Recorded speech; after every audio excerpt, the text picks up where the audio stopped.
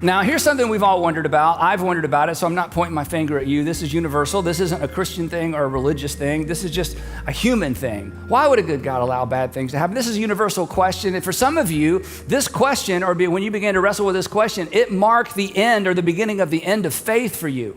That this question or some version of it may have undermined faith completely.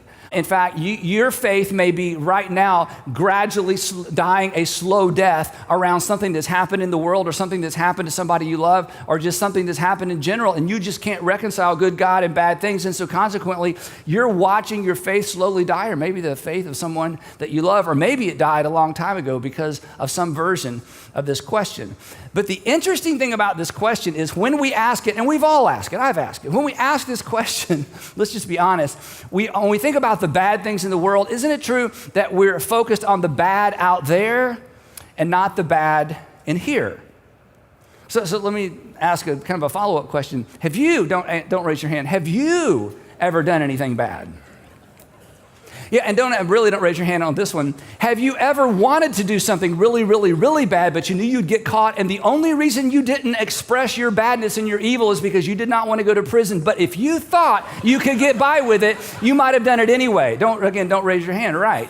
And I'm guilty of that as well. But it's so interesting that when people begin to wrestle with the existence of a good God as it relates to evil, it's always the evil out there. It's never the evil in here. In other words, I've never heard anybody make this case, maybe you have. How could a good God allow me to happen?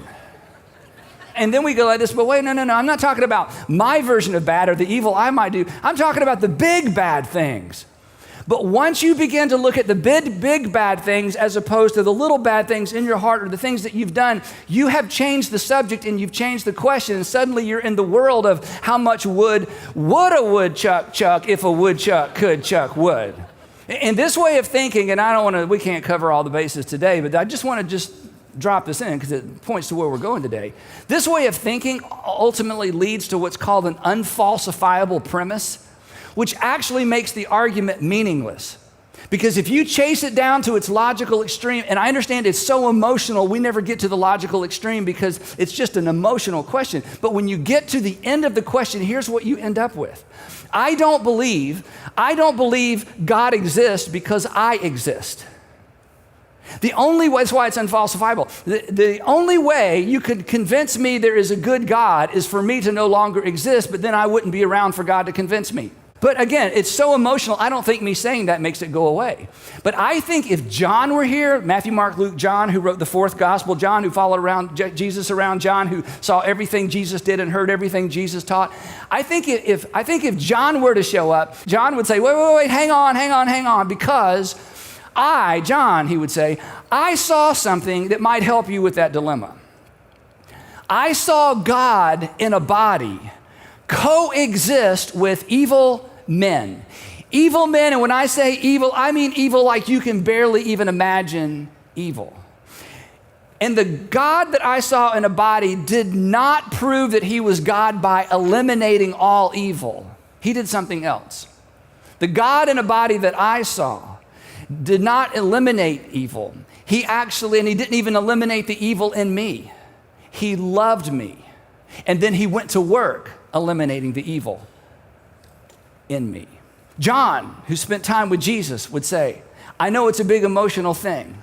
I know it's a big emotional question. I'm not sure I can sort it out for you. All I can tell you is this. I saw God and I saw evil. I saw good God and I saw evil. And they can coexist, but it's nothing like you might imagine. Because God, don't miss this part, had come to dwell alongside evil. And God had come to dwell alongside evil men and women. And the light was so bright. And for some, they were attracted. And for others, they were repulsed. Later, John would say it this way, the light has come into the world, but some people, they just loved the darkness instead of light because their deeds were evil. But God didn't eliminate the evil. John says, no, the story didn't go like that. He actually placed it on the shoulders of his son so that you would not perish, but have eternal life, even though you're evil.